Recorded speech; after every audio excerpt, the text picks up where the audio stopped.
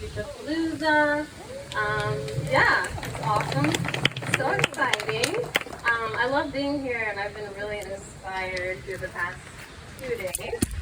Um, and I'll share a little bit about my journey, but I also have just an acronym that I want you to take home with you. As Amanda said, I used to be a teacher, and so my teacher hat is on right now. Also my O's hat. I'm from Baltimore. Go O's. I don't care about sports, but it sounds like something I should say. So this is my first time. Alopecia has honestly made me who I am. I think without alopecia, I would not be where I am in life. It's been actually one of the biggest gifts that I've been given in life, and if you don't feel that way, maybe eventually you will be able to feel that way. I know you'll be able to feel that way. And so I just kind of want to talk through my journey and just give you all some little nuggets to take home with yourselves. So my alopecia journey started when I was 5. I remember having like a quarter-size patch back here. I put on some really weird smelling red shampoo. I don't know if it still exists. And it made the spot grow back, and I never thought about it again until around age 11. I woke up one morning and getting ready for church on a Sunday, brushing my hair just like one would normally before you go to church or go anywhere. And I remember like half of it was in the sink. And I was really scared, and before I could find my mom to go have her look at the amount of hair that was in the sink, someone had stuffed it all up and thrown it away, so it was like not possible for her to really see what was going on.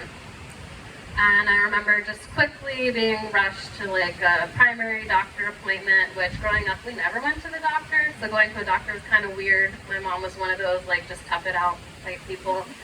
So I went to the doctor, they did like a thyroid test, and eventually came to the conclusion that I had alopecia. At that point it became alopecia universalis, which was a blessing. You know, 6th to 8th grade I didn't have to shave. All my other friends were dealing with that issue as a young girl in middle school, and that was one of the positives of that situation. But I remember really struggling. It was, I don't know, well, I think everyone here has gone through middle school already. I think you would agree that's not the best time of your life. For anyone, it was actually probably the worst time of my life. And so I just remember questioning everything. Questioning my faith, questioning my parents' love, questioning God's love, questioning my friends' love, just questioning all things. And I would be scared that like my family had left me and they weren't coming back, and there just were a lot of irrational fears that surfaced throughout that time of my life. We tried all the treatments that were out at that time, which were much fewer than are out there now, and with much less success. But we tried them all, and it was frustrating, to say the least. I think that still happens with many people that have alopecia. You try a treatment, and there is no guarantee that it's going to work, and so that is something that's really difficult. A lot of diseases that you have, you take a medicine and it's guaranteed to fix the symptoms or it's guaranteed to improve them. When you have a cold, you take Tylenol, you know, and it's gonna work. And so for alopecia, and for me as a kid that was rarely sick, alopecia was like super hard. And then just being a middle school age girl that's starting to sort of be interested in romantic things, you know, you're just feeling really low. And so as of 8th grade though, don't know why, but like age 14 my hair came back. So age 14 all the way through 22, I had hair. And then right before my wedding, all my hair right here decided it was gonna fall out real fast. And so I had to make a really hard decision for my wedding what I was gonna do. And I decided to wear a wig, which was kind of a blessing because I fixed the wig the night before and was just able to throw it on the next day and then spend hours in a salon chair or something getting my hair done. But I was also, a caveat to that, I was also in a really unhealthy relationship. Even though I was marrying the man, it was not healthy. The reason I felt pressured to wear a wig in my wedding was because that was how he would have preferred it and not how I would have preferred it. And so that's going to kind of lead into the little acronym that I want you all to help me talk about today. Ever since 22, I've basically not had hair, so the journey has continued in that way, but alopecia has become a bigger and bigger piece of my story. And now I don't even think about it. I know I have it, but I really don't worry worry about it or anything like that. So the acronym I'm going to help you all learn today, hopefully you'll reach that same word. I'm not going to tell you what it is, you're going to have to figure it out, and you'll be able to feel that way yourselves. So I'm literally just going to pick up a letter. I have these in no order. And if I can get a volunteer to just stand up here and hold a letter. Got you. Make sure it's right side up, okay? A for Annika! It is A for Annika. It's also A for active. Okay, so when I was going through alopecia, I stopped a lot of activities. Especially when I first lost my hair. I loved to swim. I loved to run. I love to do a lot of things that kids like to do, and then as soon as alopecia took my hair away, I stopped all of them. And that is something that I want to encourage the kids that are here, or adults, parents, for your children, to please encourage them to stay active. And that activity may change because they now have alopecia, but please encourage them to find a way to be active, whether it is a current activity that they're already doing or find something new. Maybe they're not going to be as happy with running right now, but maybe they're going to pick up painting in a studio where their hair isn't going to fall off, or they don't, it's a smaller group of people. So the first letter is active, and I wanted to get some interaction from you all. What are some activities you either do to stay active, or what are ways that you think you can stay active if you're not currently? Anyone have anything you can just shout out? Activities, or that your kids do even? Diving. Golf? Okay, diving. What is it? Tennis. Tennis. Okay, tennis, awesome. Football, okay. Dancing. Volleyball. Kayaking, yes. Gardening. Gardening. Dancing. Anything else? Oh, field hockey, cool. Oh, lacrosse. It's a very big sport in Maryland. Cool. Okay. So I would just encourage you to stay active, even if it's not a sport. Most of these were sports related, but just staying active, even if it's just walking. Obviously, being active is also good for your mental health. So it's really, really important. Hi. Okay. You want to hand out the next letter? Yeah, go for it. Next letter. But we have to keep the A up. Sorry. Yeah. Wait. We need a second volunteer. Okay, so we have an A and a B. Any guesses what the word is yet?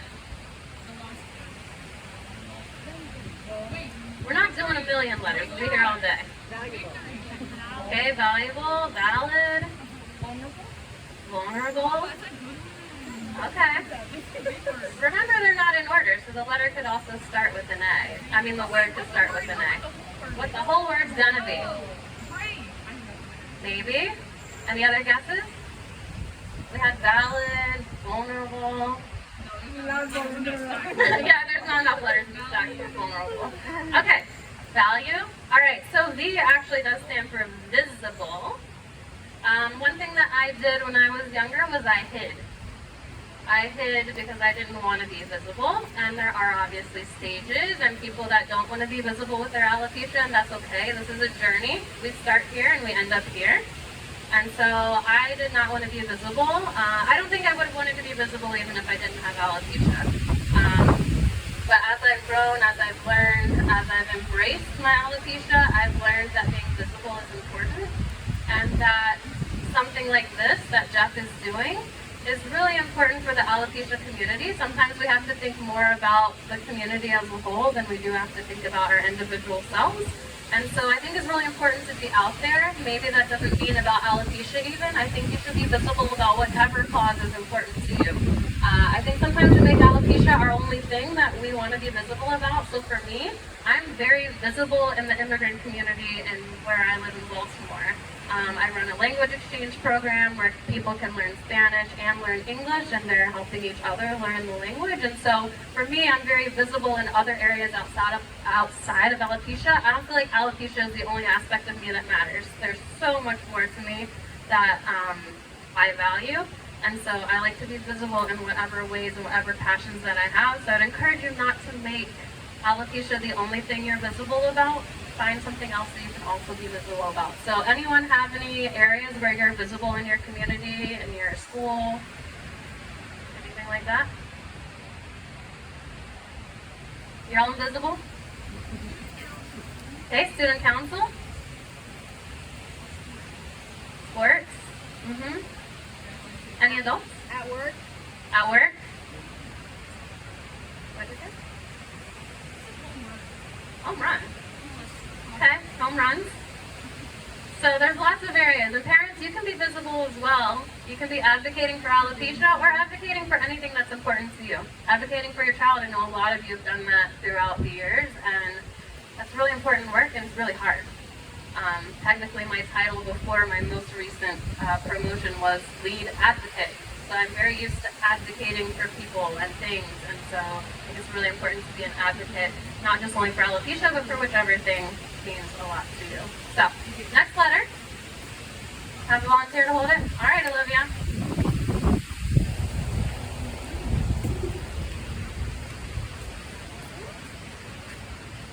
R.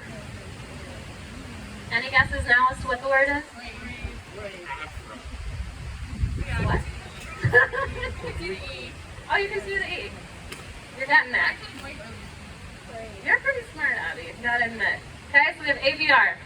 R means be real. Okay? Be real. I don't like to sugarcoat things. I don't like to fake things. For a lot of years, I did.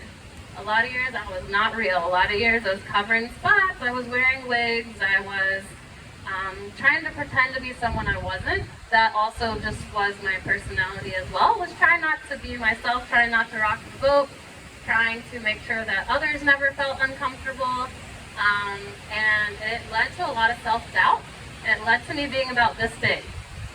And I'm not that big anymore. I'm much bigger than that. And so I think it's really, really important to be real. I think you can also be real and be a little tough. I think it's important to be real to people.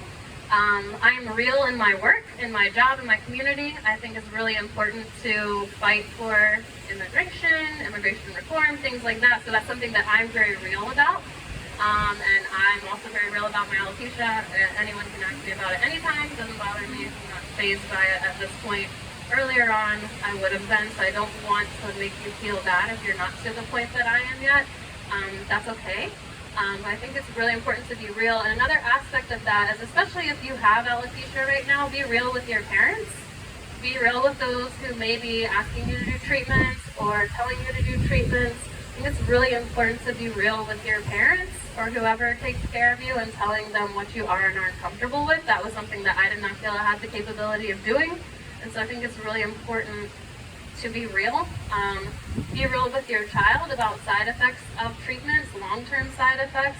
Just because you want them to look normal does not mean that those medicines aren't going to possibly harm them long-term. And that's something, looking back now, after doing all the treatments, I wish I would have known more, but I was just a kid.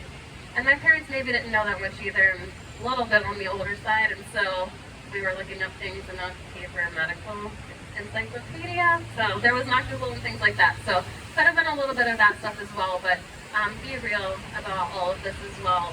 It's really hard when you're not. And you need to be as big of a person as you can be and not as small of a person as you can be. The next letter is E, and we know what the last letter is. So let's go for E next. Volunteer? Thank you, Nathaniel. You want to arrange yourselves in the semi-right order? We know where we're going with this now, right? And I'm actually going to leave E for last because I think it's the important point. D? Anyone want D? Thank you, Stephanie. Okay, so we'll leave E for last. I'm going to come down here so y'all can see these guys. Okay, B, be bold. Be bold. I am definitely someone who is bold. I don't know. I just have a person